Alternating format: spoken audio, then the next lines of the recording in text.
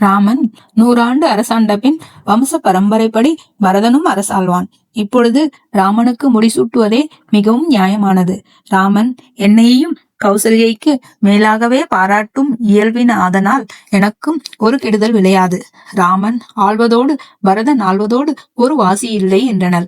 கைகேயி இன்னிடம் கூறியவற்றை கேட்டே கூனி மிக துயரமடைந்து பெருமூச்செறிந்து மீண்டும் கைகேயியை நோக்கி, அடி முழு மூடமே, நன்மை தீமைகளை நீயாகவே தெரிந்து கொள்ள வேண்டியிருக்க நான் விளங்க எடுத்துரைத்தும் அந்தோ இதையும் அறியாதிருக்கின்றனையே. உன் மகன் நாட்டை விட்டு காட்டுக்கு போக வேண்டும்படியான கெட்ட காலமொன்றோ குறுகுகின்றது. நீயும் மதிப்பிழந்து சக்கலத்திக்கு ஊழியம் செய்ய வேண்டும்படியொன்றோ நேரிடப் போகிறது. ஒன்றும் அறிகின்றலையே. ராமனுக்கு பின்பு பரதனுக்கு அரசுரிமை கிடைக்கவே போகின்றது என்று கூறுகின்ற உன்னுடைய அறிவீனத்தை நான் என்னவென்று சொல்லுவேன்? ராமன் வயிற்றில் பிறக்கும் புதல்வனே அன்றோ ராமனுக்கு பிறகு அரசு பெறுவான். பரதனும் அவன் மகனும் அரசாள்வதற்கு எக்காலத்திலும் ஏதுவில்லாமல் போகும் என்பதை அறிந்திலையே. ராஜவம்சத்தில் பரதனுடைய பெயரே இல்லையாய் விடப் போகின்றதே. ராமன் மூத்தவனாயிருக்க இளையவனாகிய பரதனுக்கு அரசாட்சி செல்வம் வருவதற்கு வழி இல்லையே என்று நீ நினைக்க கூடும். பரதனுக்கு ராஜ்யம் கை சோராதபடி உனக்கு உபாயம் உணர்த்தவே நான் இங்கு வந்திருக்கின்றேன். இது நிற்க. பெரிய ஆபத்து வந்து விட்டதென்பதையும் அறியாமல் எனக்கு நீ பரிசு அளிக்க வந்தாயே. இதை நினைக்க நினைக்க எனக்கு ஆறவில்லை. இதுவும் நிற்க. பரதனை இளமையிலேயே தேசாந்தரத்திற்கு அனுப்பிவிட்டாய். இவ்விடத்திலேயே அவன் இருந்திருப்பானாயின் ராமனுக்கும் தசரதனுக்கும் அவன் மீது எவ்வளவு அன்பு உண்டாகியே இருக்கும். அண்ணனும் அன்பு விளையக்கூடிய சேர்த்தியை நீயே கெடுத்து விட்டாய். அப்பரதனுக்கு உயிர் போன்றவனான சத்ருக்கனாவது இங்கு இருந்திருப்பானாயின் அவனிடத்தில் உள்ள அன்பு காரணமாக பரதனிடத்திலும் அன்பு ஒருவாறு பெருகக்கூடும். சத்ருகனும் பரதனோடு கூட அனுப்பப்பட்டு விட்டான். ராமனும் லக்ஷ்மணனும் தம்முள் தாம் அளவு கடந்த அன்பு பூண்டிருக்கின்றனர்.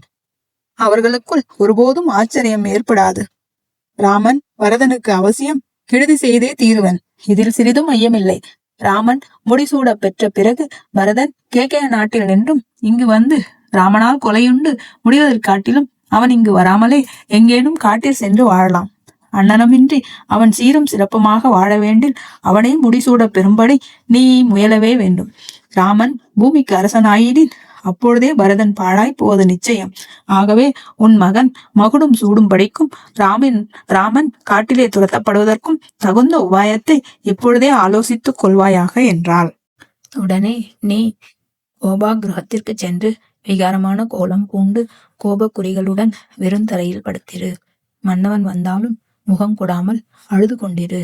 மன்னவன் இயற்கையாகவே உன் மீது மிக்க அன்பு கொண்டவனாதலால் எவ்விதத்திலும் அவன் உன் கோபத்தையும் தாபத்தையும் தவிர்க்க முயன்றே தீருவன். உயிரை கொடுத்தும் உன்னை உவப்பிக்க வல்லவன்.